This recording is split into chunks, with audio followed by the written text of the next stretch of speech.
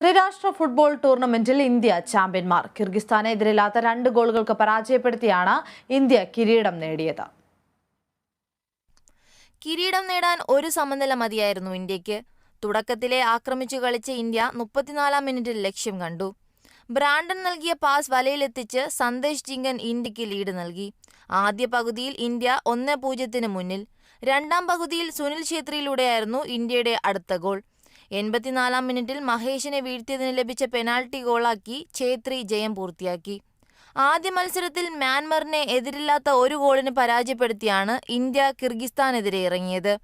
ആദ്യ പകുതിയിലെ ഇഞ്ചുറി ടൈമിൽ അനിരുദ്ധ് താപ്പ നേടിയ ഗോളായിരുന്നു മ്യാൻമറിനെതിരെ ഇന്ത്യയുടെ ജയം.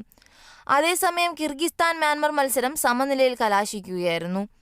AFC ഏഷ്യൻ കപ്പിന് തയ്യാറെടുക്കുന്ന ഇന്ത്യൻ സംഘത്തെ സംബന്ധിച്ചിടത്തോളം ടൂർണമെന്റ് നിർണായകമായിരുന്നു.